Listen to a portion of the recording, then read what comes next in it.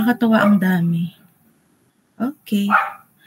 Si Doc Jackie pala ay nandyan. Bakit ka nandito, Doc? Hello, good morning. So, sige. Sige. Kinabahan naman ako. Dito. Sige. Okay. Ready na? Okay, sige.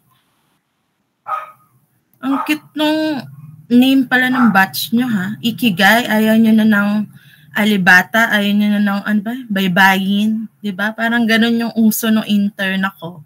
Wow, ang tanda na akala mo naman. Mga ano lang, 3 years ago. Ayaw nyo na ng alibata. Diba? Parang yun yung uso dati. Gusto nyo na Japanese. Oh, maganda naman din sa Japan. Sa Japan. Okay, sige. Share ko lang yung slides ko. Wait lang.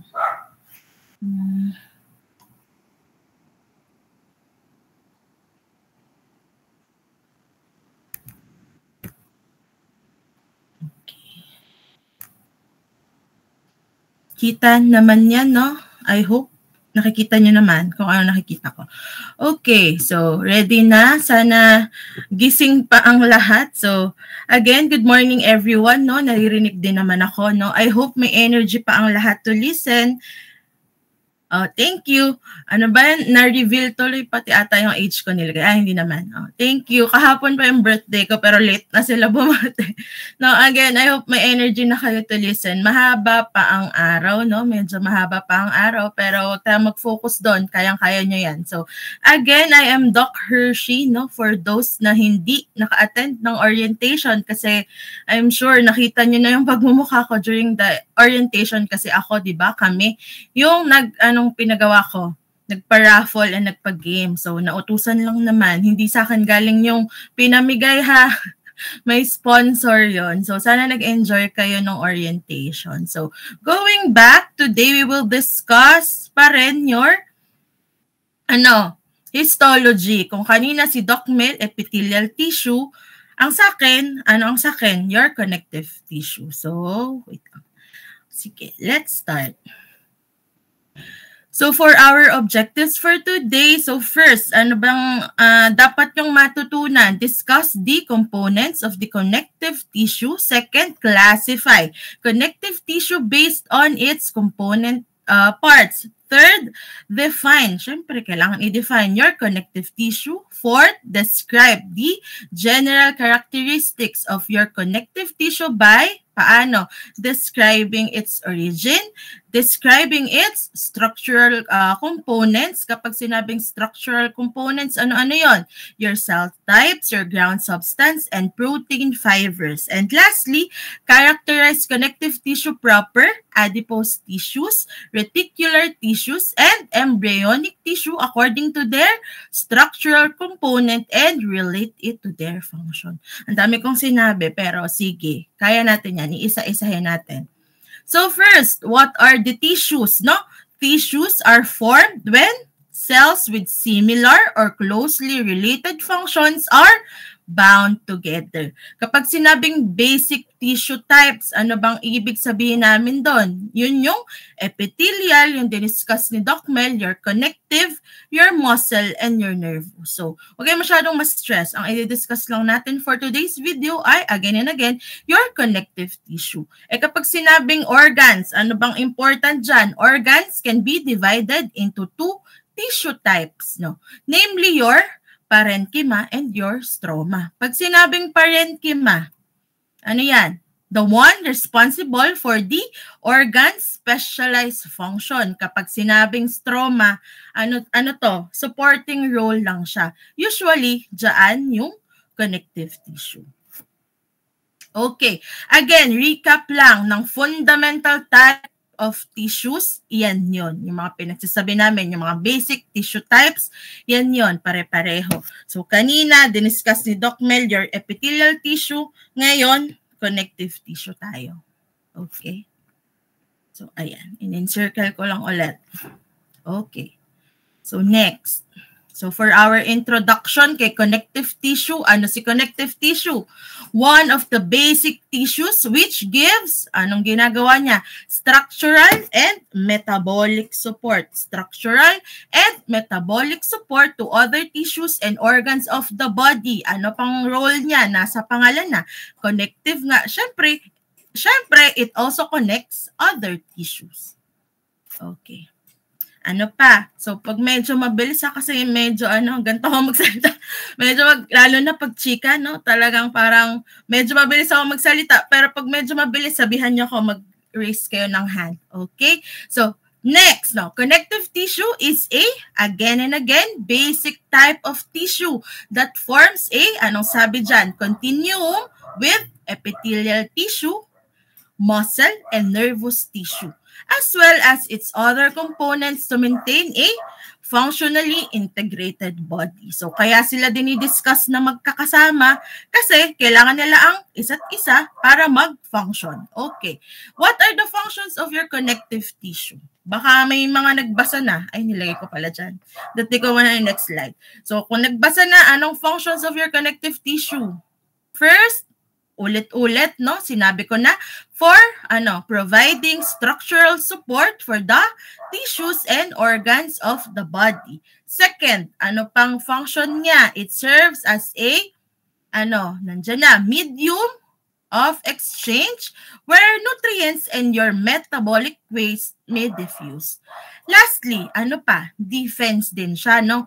Against antibodies. So, papaano? Through your, makikita nyo mamaya, through your different immune cells such as your macrophages, your mast cells, and plasma cells. So, remember, your connective tissue protects, no, against microorganisms and repairs damaged tissues and stores fat.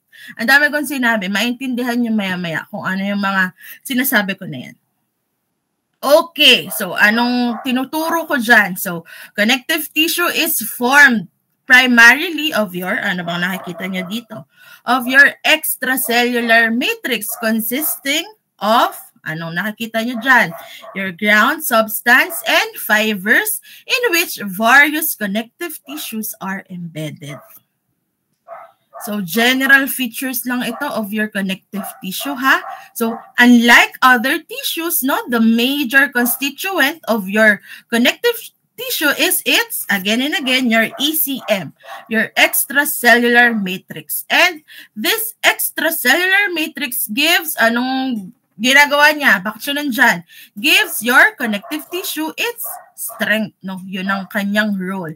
And although all types of connective tissue have the same basic structure, their physical properties depend on the, saan nag-depend? Siyempre, sa composition pa rin of your ECM.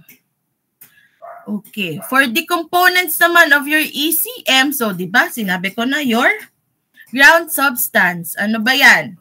Siyempre, ground substance, walang kulay, no? Transparent, colorless, gel-like material in which the cells and fibers of your connective tissue are embedded.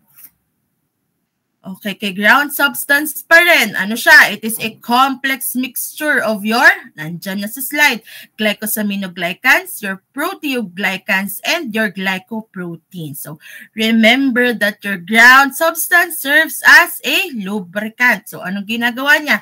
It helps to prevent invasion of tissues by foreign agents and resist forces of compression. Yun ang role niya. Again, buzzword for this, ground substance, nagsiserve as your lubricant. Next, we have your fibers, no? Namely, your collagen, your reticular, and your elastic. They are described as long, slender protein polymers present in different proportions in different types of connective tissue. First, we have your collagen fibers. No? Remember that although there are at least 25 different types of collagen, no, the most common collagen types in connective tissue proper are, may idea ba kayo? Kasi ano to? tinatanong din sa boards. Nung nire-review kami, no? Tinatanong din siya. Kaya kahit nung first year mo pa natutunan ang mga bagay-bagay, huwag kakalimutan. Kasi important pa rin.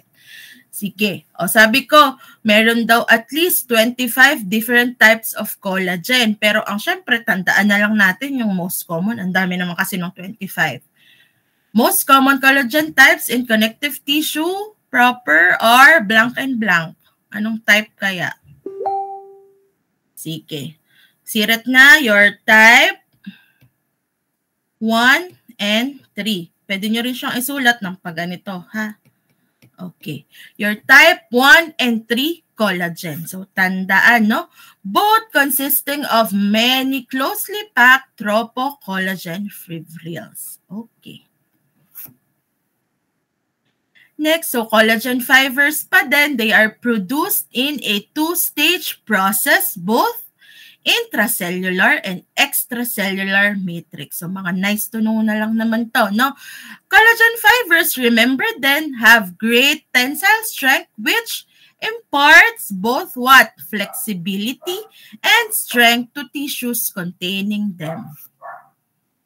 So, next, we have your reticular fibers, no? They are extremely thin. Kitang-kita nyo naman, no? Mas manipis and are composed primarily of your what type of collagen? Type 3. Kanina, si collagen fiber review, ano nga ulit ang common sa kanya? Type 1 and 3. Kay collagen, type 3 collagen, ha? Kay reticular fibers, rather, type 3 collagen. Okay, tandaan yun. So, again, reticular fibers composed primarily of your type 3 collagen. Note that they have higher carbohydrate content than other collagen fibers. And type 3 collagen fibers constitute the, anong ginagawa ni type 3? The architectural framework of certain organs and glands. Dito kay reticular fibers. Okay, nakakasunod pa, nakakahinga pa. Sorry, medyo bumbilis ata. I'm trying na bagalan. Okay, sige.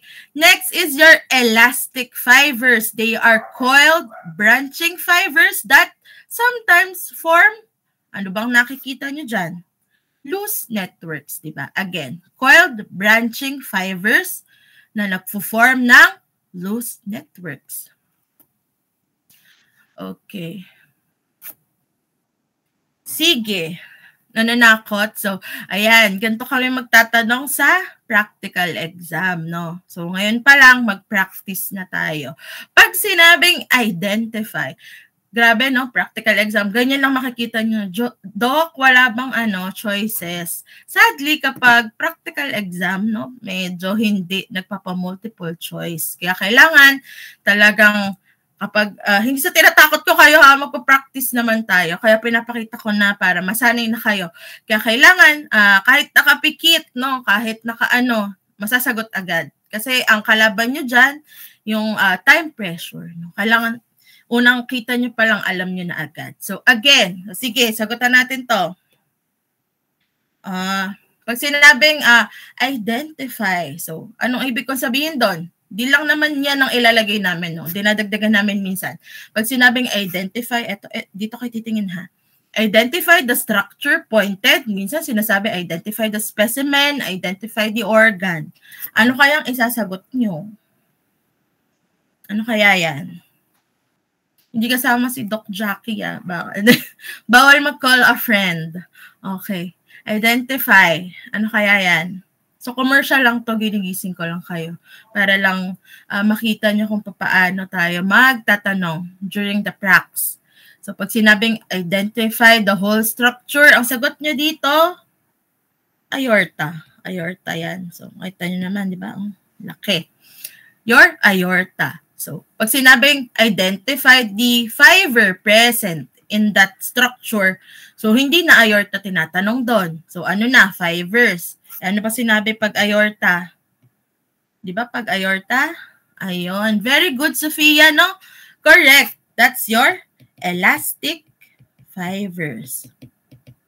Okay. So, ganyan sa pracs ha. Hindi kami tumatanggap ng mga, acronym initials. Kailangan buo. Medyo mahigpit, no? Tsaka kailangan, wag mo na kayong magsulat, doktor. Kailangan medyo maganda ang penmanship, gandahan ng sulat ha, para hindi naman kami mahirapan mag-check. Okay, next. Pag sinabing classify, anong ibig kong sabihin doon? Bubuuin ko naman yan during the prac. So, classify the type of connective tissue. So, anong sagot nyo? Diba, nandito na. So, pag classify connective tissue, elastic pa din. Pero, ang apelido na niya ay elastic, diba? Connective tissue. Naku, Doc, aral na aral ko kung ano to, kung anong itsura niya, kung anong connective tissue, kung anong fiber. Ang tinanong ni Doc Jesmos ay function. Patay. So, anong function? So, dapat alam nyo rin yung function. Ha? Yun lang ang gusto kong ipakita dito. Anong function? Sinabi ko kanina. For, diba, ni elastic fibers. For, sige, review. Ako muna. For, stretch, and recoil. Okay. Maliwanag. Clear yon. Okay, sige. Ganun kayo sasagot ha. Marami pa tayong practice mamaya. So, huwag kayong kakabahan. Tutulungan ko kayo. Okay. Again, so, for today's video, hindi to kasama ha. Dito lang tayo magpo-focus for your connective tissue. And then, let's discuss them one by one. First, for your connective tissue proper. Okay, so there are two classes, no? Tandaan nyo, mayroon dalawang klase in your connective tissue proper, your loose and your dense connective tissue. And kay dense connective tissue, meron pang two subtypes, no? Under your density, there are two subtypes pa, namely your dense regular connective tissue and dense irregular connective tissue. So, wag malilito, ito lang ang naiba, regular and irregular.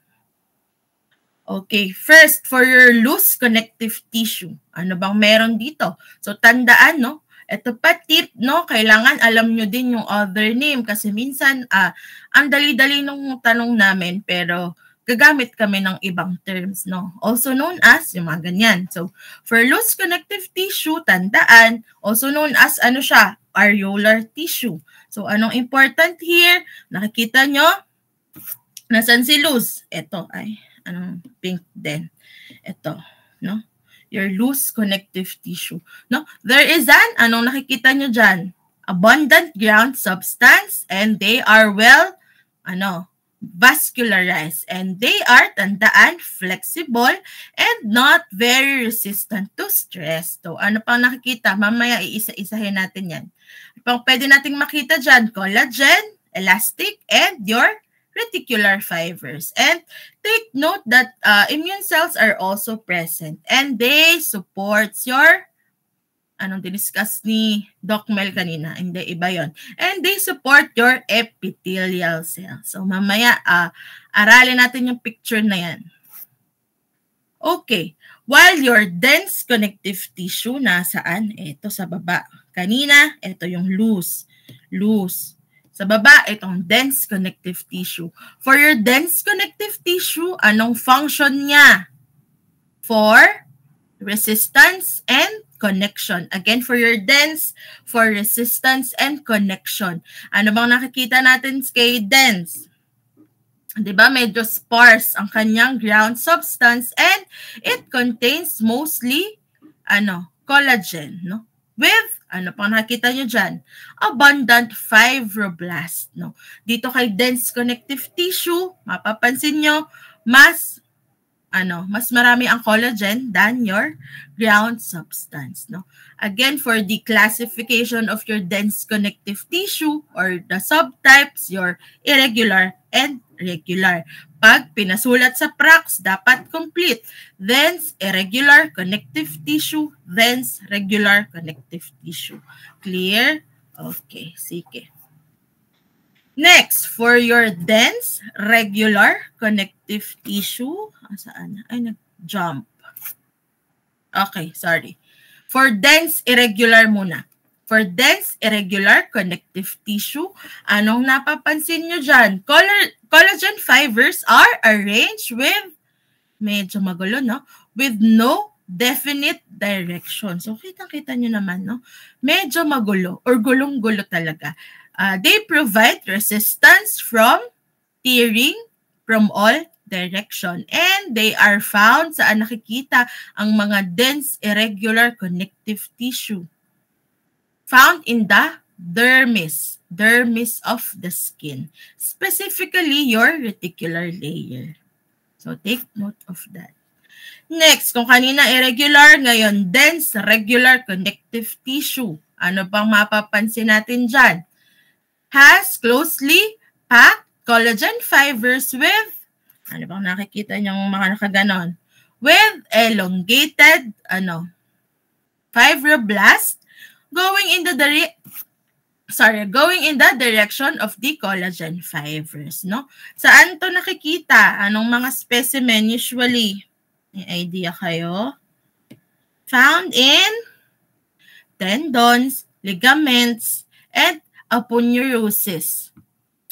Bakit doon sila nakikita? To provide great resistance to traction and prolonged or repeated stress, di ba?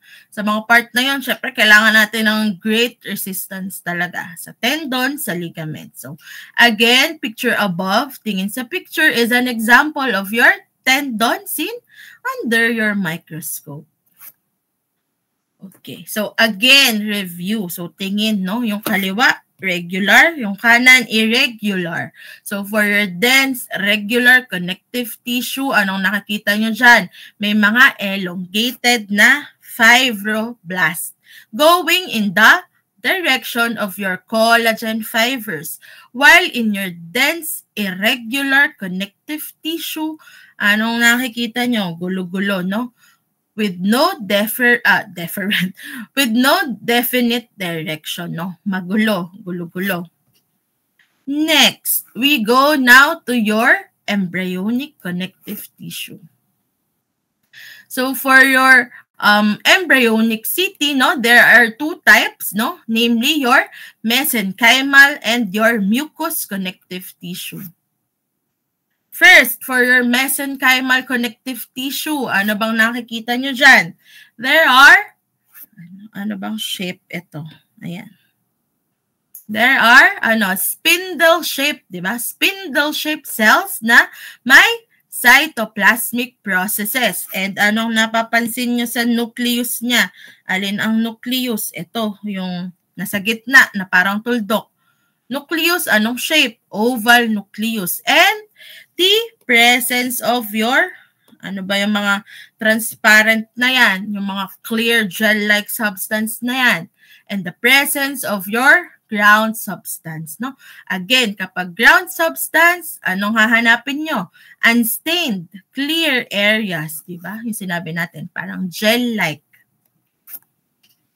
Next, for your mucous connective tissue, no? Ang buzzword for this, kapag sinabi kong buzzword, di ba? Parang keyword, no? Yung kung ano bang tatandaan nyo for a specific topic. So, for mucous connective tissue, buzzword for this type is, Wharton's jelly, no? Ano ba to? It is a connective tissue located within, saan ba nakikita ang Wharton's jelly?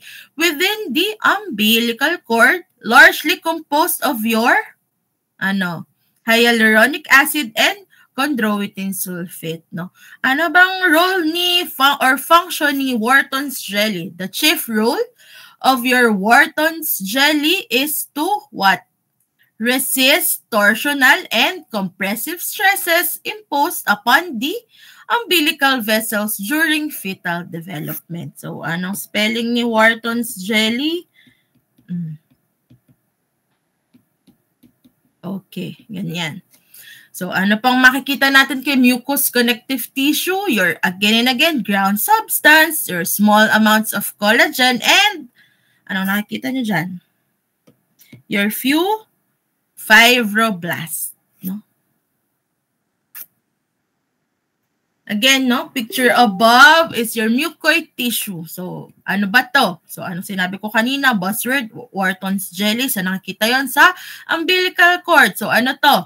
This is a section of your umbilical cord showing large fibroblasts surrounded by, nakikita nyo ba? Ayan.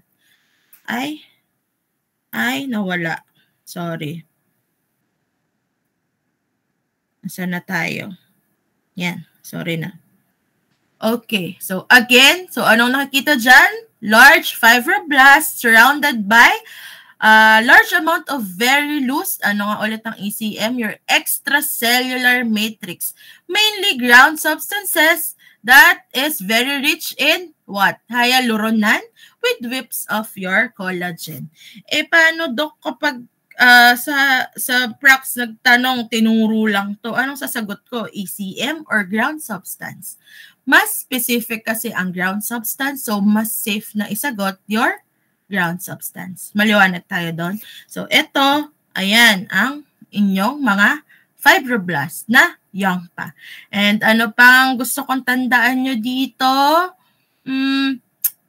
Remember that this resembles your embryonic mesenchyme in many aspects and is rarely found in adult organs. So, medyo nakikita lang siya talaga sa may umbilical cord. No? At ang role niya ay, di ba, sa yung Wharton's jelly ay sa fetal development. Okay, next, let's talk about your specialized connective tissue. Ano-ano ba tong mga to? First, your reticular connective tissue. So, in here, no, reticular fiber predominates, no? Ano bang ibig sabihin sa reticular fiber? Yung nakikita nyo parang mga, yung parang mga hibla-hibla na ganyan. Yun, ha?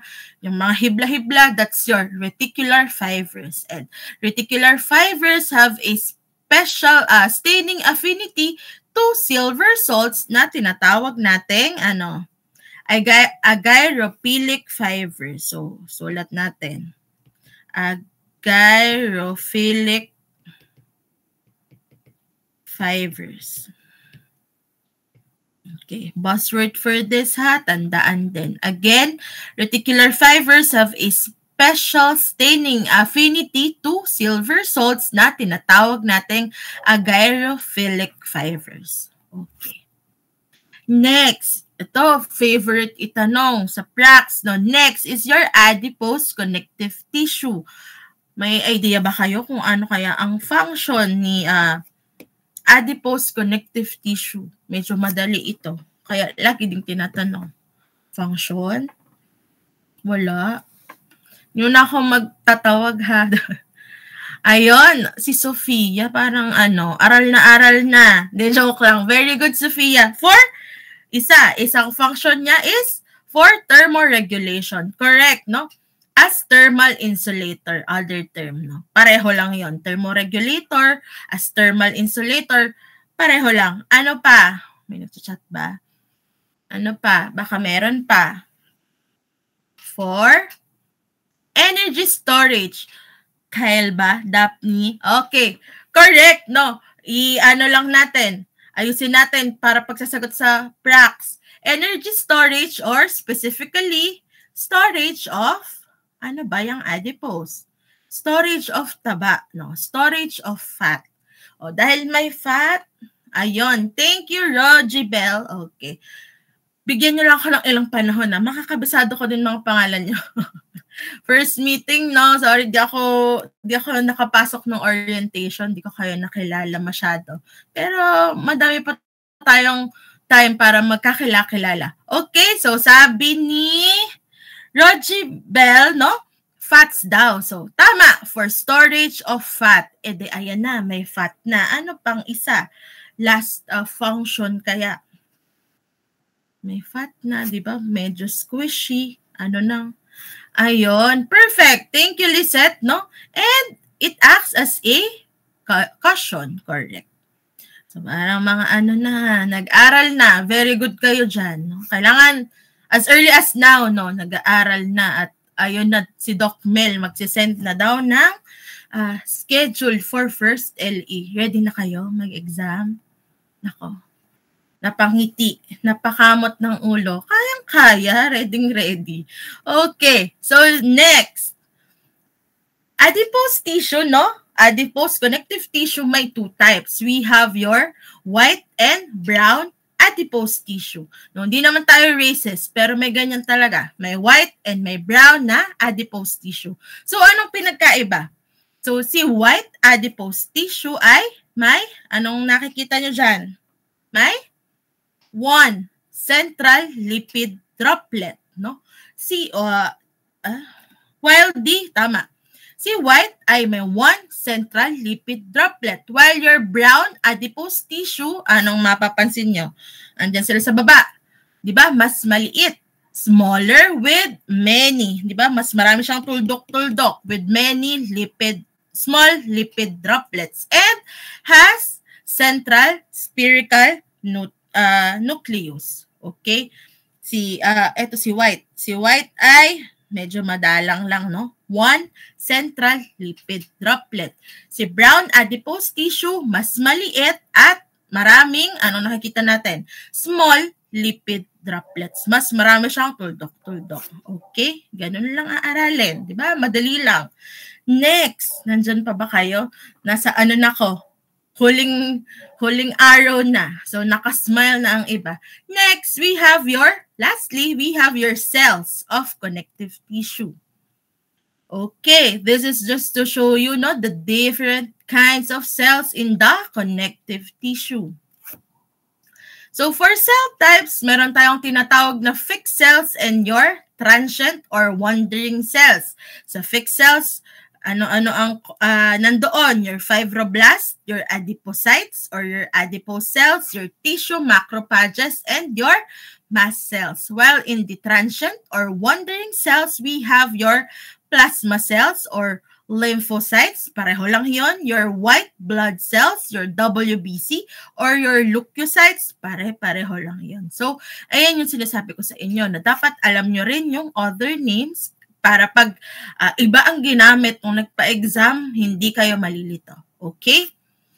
Next, for your fixed cells, we have your fibroblast. Ano bang unique sa kanya? It is the most common cell type in your connective tissue. So again, most common.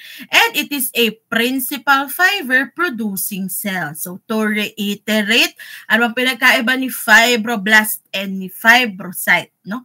Fibroblast to denote your active cell. And fibrocyte naman to denote the quiescent cell. Kapag sinabing quiescent, anong ibig nating sabihin? Your inactive or dormant cell. Okay. And ano pang tatandaan dito? The fibroblast has more abundant and irregularly branched cytoplasm, large nuclei with prominent nucleolus. Okay? Clear tayo doon. So, sana naintindihan yung pinagkaiba ni fibroblast at ni fibrocyte. So, fibroblast, active cell, fibrocyte, quiescent or inactive or dormant cell. Okay? Next, for fixed cells pa rin, your adipose cells or your adipocytes or your fat cells, pareho lang yon. Ano ba sila? Ano bang napapansin nyo? Diba? Pale, maputla, or pale staining cells, no? With thin, anong napansin nyo? Thin cell membrane, compressed nucleus, and characteristic, anong nakikita nyo dyan? Characteristic signet ring, no? Tatandaan nyo yung maganyan kasi medyo favorite din siyang itanong sa exam. Third, we have your mast cells. Kapag sinabing mast cells, anong nakikita nyo? Large ovoid cells, no? With small spherical nucleus and anong kulay ba? Vasophilic, no? Secretory granules. And exhibits, metachromasia. Kapag sinabing metachromasia, ano yon? Characteristic change in color, no? Nagbabago ang kulay. So, remember then that your mast cells originate from progenitor cells in the bone marrow. Ano kaya ang function ni mast cells? Ano ang stimulate niya? Your, diba, inflammation. So, isang function ni mast cell, nagsistimulate ng inflammation. And nagre-release ng bioactive substances like what, Doc? Your heparin and your histamine. Yung heparin, ito mga nice to know lang naman, no? Pero as early as now, maganda din na alam nyo na. So, ngayon, syempre, basic muna tayo. Pero medyo tinuturuan ko na kayo, ano bang importance, bakit natin ito inaaral. Yung heparin, di ba, ano yan, ginagamit natin as anticoagulant, di ba? And your histamine. Sinong umiinom ng cetirizine, di ba? Diba? So, your histamine, no? It increased your vascular permeability and smooth muscle contraction. And ano pang function ni mast cell? It promotes, saan natin siya nakikita? Promotes the allergic reaction, di ba? Pinanggit ko na nga si histamine. So, anong makikita natin histologically under the microscope? Again, di ba? Irregularly shaped. Nakikita niyo naman dyan. At medyo pale ang kanyang nucleus, di ba? Pale staining nucleus. And merong vasophilic granules na able to take up the basic dye. And again, keyword for this, no? Your metachromasia. Again, can change the color of some basic dye. Iyon yung ibig sabihin ng metachromasia. Okay, so kunyari clerk na kayo or intern na kayo, itinanong kayo ng residente or ng consultant, Greg, anong diagnosis? Sabi ni Greg, ano ba natawag pa ako? So, Greg, diagnosis. So, ano yan? Meron yan si Chris Aquino. May allergic kayo, ano po? Ano daw? Allergic reaction po. No. Okay, correct din naman. Partly correct, no? Pero specific, pero tama, no? At your level, iba rin naman tong si Greg. So, correct. That is your allergic reaction. Specifically, ayun, talagang di nagpahuli si Monique. Your urticaria. Or sa layman's, Monique, hindi naman ako doktor ano lang ako. Normal na tao. Ano kayang tawag? Binanatan mo ko ng urticaria, hindi ko na-gets. Paano pag sa pasyente mo Okay, thank you, Franz. That is your hives, no? Pero kung gusto nyong magbida-bida at clerk na kayo, intern, ang diagnosis dito is your acute urticaria. So, complete diagnosis. Okay, di ba? Pag sinabing acute, biglang lumabas. Okay, so this is your acute urticaria. Ba't ko ba ito pinakita sa inyo? Diba? Mast cells, remember that your mast cells are the primary effector cell type in urticaria and your angioedema. So, sa mga allergic reaction, so makikita nyo si mast cells. Okay? Para lang mas matandaan nyo, diba? Naglalagay tayo ng konting diagnosis na mga simple pa lang, syempre at your level. Okay, next is your transient cells na tayo. Ano bang una? Okay. Pero remember first muna that if transient cells are present, no? Remember that there is an ongoing infection. Anong ibig sabihin ko doon, no? Remember that your transient cells are not usually present in large numbers in normal connective tissue. And anong ibig sabihin ko doon? Their presence often signals a response to injury or infection, no? These cells are part of your immune surveillance system and are recruited from the bloodstream when the body detects pathogens or tissue damage, no? Hence, their presence indicates that the tissue is undergoing a defense or repair process such as an infection or inflammation. So again, if transient cells are present, there is an ongoing infection. So going back, no, first we have your plasma cells. Nakita nyo dyan sa picture, ano ba si plasma cells? Saan siya na-derive? From your B lymphocyte. And ano ang function niya? For antibody producing cells. And histologically, under the microscope, anong makikita natin? Anong nakikita natin dyan sa picture? Large ovoid cell, di ba? Na may basophilic cytoplasm na mayaman saan? Rich in your rough endoplasmic reticulum. And ano pa? Anong shape ng nucleus? Medyo spherical, di ba?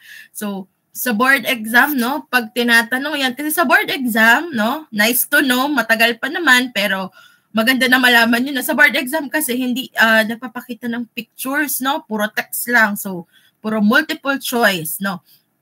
Siyempre, hindi sila makakapagpakita ng, hindi nila matatanong si Jane, identify this specimen. Walang ganon, sis, kasi walang pa-picture. So, gumagamit sila ng mga buzzword for these cells. So, anong ginagamit dito? Ano bang itsura nila? Spokes of a wheel. Ang tawag dyan minsan. Spokes of a wheel, and yung medyo madaling tandaan ay clock face appearance. Mukha bang clock face? Siyempre, minsan, kailangan pinapagana natin ang ating imagination. So, bakit tinawag na clock face appearance? Due to the presence of your euchromatin na parang pale stain and your heterochromatin, yung mga medyo darkly stained dyan, inside the nucleus. Sana na-appreciate niyo yun. Pero, ayun, yun ang tawag sa kanila, spokes of a wheel, kasi medyo, yun daw ang itsura or your clock face appearance.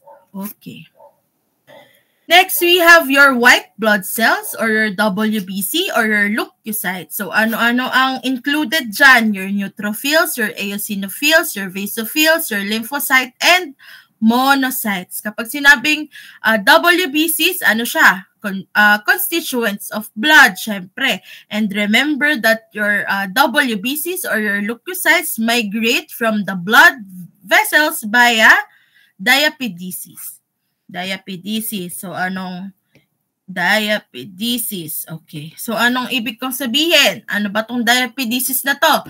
Diapedesis is a process by which your WBCs or your leukocytes squeeze through the walls of your blood vessels, typically your capillaries, to reach the tissues where they are needed. Okay? So, this process increases during inflammation. And anong function? Ito madali. Anong function ni WBC? Tuwing kailan ba yan tumataas? Diba pag sinabing, Doc, pabasa po ng CBC. Tapos, nagko-consider ng infection. Anong una mong titingnan? Diba? Tumaas ba ang kanyang WBC? Bakit kaya WBC ang una mong titingnan sa CBC? CBC is your complete blood count, ha? Kasi ang function, okay, correct. So, bacterial infection, no? Pag bacterial infection, tataas ang WBC. So, ano bang function kasi? Bakit tumataas siya? Ayun, thank you, Rojibel. Thank you din, Jane. Tama, kayo pareho. So, kasi ang function niya ay for defense mechanism. Kaya kapag may infection, tumataas siya. Maliwanag yun? Clear? Okay, tandaan yun. Again, for the function of your WBC or your leukocytes for defense mechanism. Yan. So, this is just to show you the summary of your cell types, function, no? Again and again, reminder na aralin ng Junqueira at medyo favorite ko ang tables, no? Medyo clue, no? Minsan din nyo pinapansin yung tables, doon ako kumukuha ng tanong. Hindi, medyo ganon. Okay. So, sige, get your 1/4 sheet of paper. De joke lang, no? So, quiz time tayo. Pag quiz time sa akin, magpa-practice lang tayo, no? Anong gagawin natin? I'll show you some pictures and we will identify them together. Siyempre, first class pa lang naman. Tutulungan ko pa kayo, no? You can unmute or answer na lang sa chat box kung medyo shy type, no? So, sige. Ready na? Tapos na tayo, ha? Practice lang para hindi kayo mahirapan during the exams or yung quiz. No? Okay, so let's start. Okay. Jump ba? Okay, so identify. Sige. Identify the whole structure. So ano ba yan? Pinakita ko na kanina. Sorry, medyo malabo ha, kasi yung mga slides na yan. Final answer, Grace. Areolar connective tissue. Sige pa. Sige lang. Okay lang magkamali ngayon. Wag lang sa exam. Okay. Sige, ano yan? Medyo malabo yung picture, no? Sorry na kasi ano yan eh. Ako ang nagpicture niyan, kami. Yung si Chelsea. Hi, Chelsea. No, na-miss ko si Chelsea. So, adipocytes, adipose connective tissue, adipose tissue. Thank you. So, correct, no? So, pag sinabing identify the structure, the whole structure, or identify the pointed structure, ang sagot nyo dyan, adipocyte, adipose tissue, fat cells, tama yun lahat. Okay? Gets? Okay. So, sorry, medyo malabo kasi ako nagpicture niyan nung estudyante pa akong katulad nyo. At pare-pareho tayo ng slides na ginagamit. Kung ano yung ginamit ko, yun pa rin ang ginagamit nyo ngayon. Okay, so next. Kapag sinabi ko namang classify, anong type of tissue? Sige. Dahil may tissue akong sinabi, the adipose tissue, di ba? Lalagyan nyo lang ng apelido. So, for the function, alam nyo na yan, di ba? For, review lang. Storage of fat, as sabi kanina, di ba? Thermoregulation or as thermal insulator and as a cushion, no? Parang unan, okay?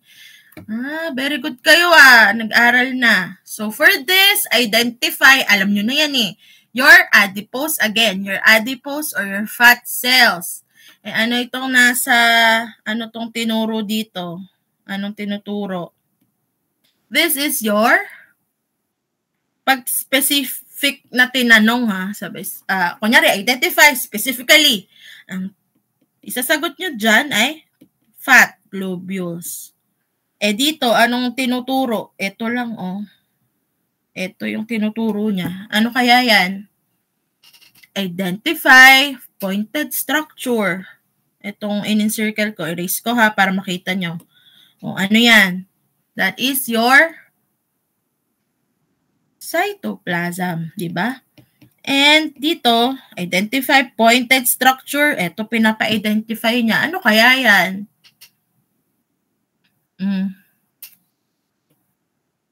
Nucleus. Thank you. Thank you sa mga sumasagot kay Thea and kay Sofia.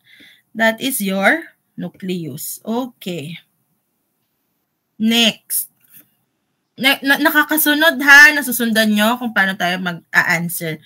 Next. Okay. Identify the specimen or the whole structure. Ano kaya yan? Medyo mahirap na, no? Pero that is your esophagus. Sabi nung mga kamukha nyo, Doc, esophagus.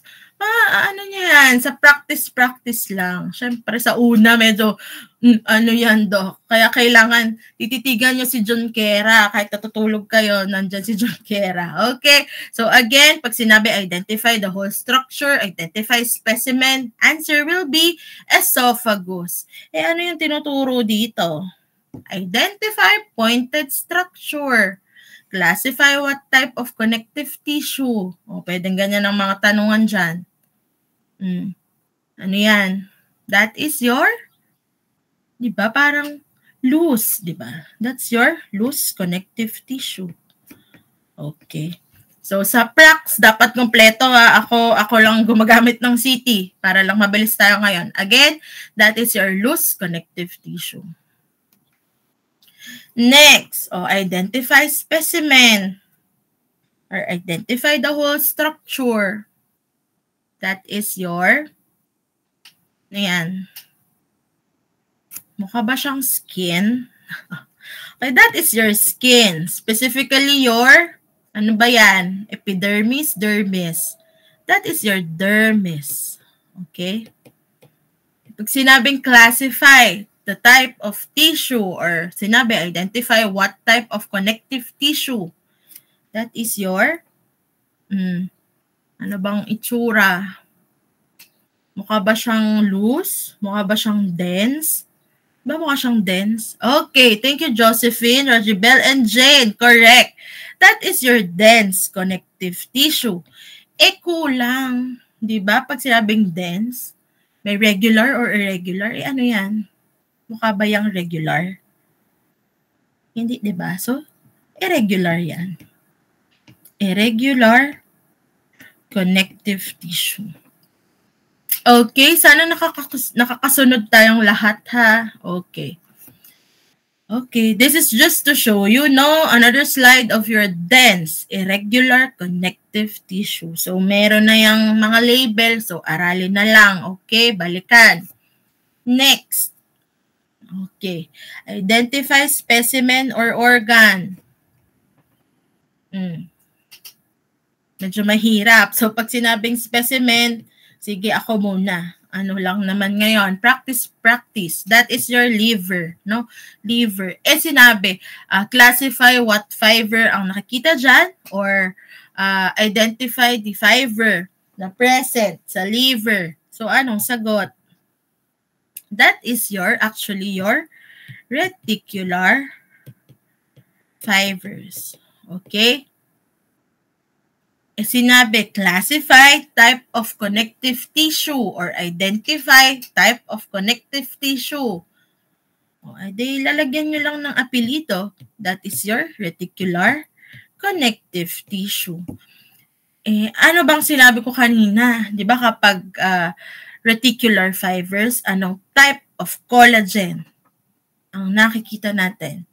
Thank you, Rogie Bell. Nakikinig, no? Correct. That's your type 3 collagen. Anong function? Tinanong kayo ng function. Ano bang sinabi ko kanina for reticular fibers? Diba? For structure. Okay? Maliwanag yon. Okay? Again, review. Pag sinabing identify the specimen, the whole structure, sagot, liver. Pag tinanong kung anong type o anong kind ng fibers, reticular fibers. Type of connective tissue, the reticular connective tissue. Type of collagen present, type 3 collagen. And function is for structure. Next. Ayan. Sige. Identify muna the whole structure. Ano yan? Sige, tulungan ko muna kayo. May clue na. Placenta yan.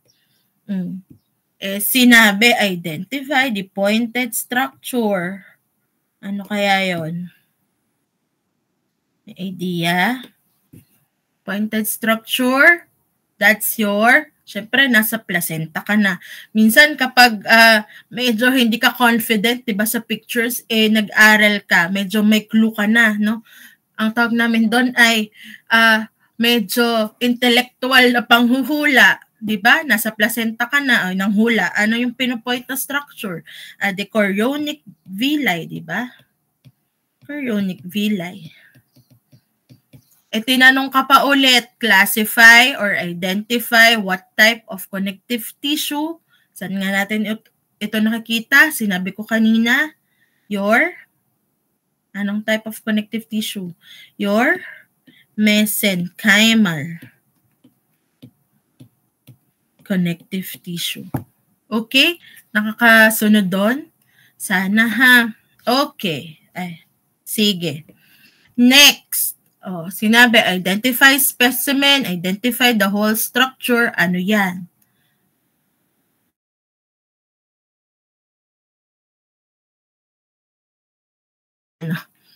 Para feel nyo talaga na nasa microscope.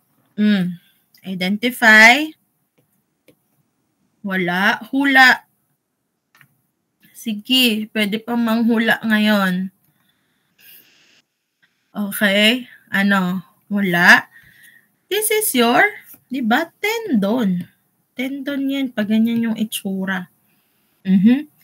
And pag sinabing classify what type of connective tissue or sinabi identify what type of connective tissue.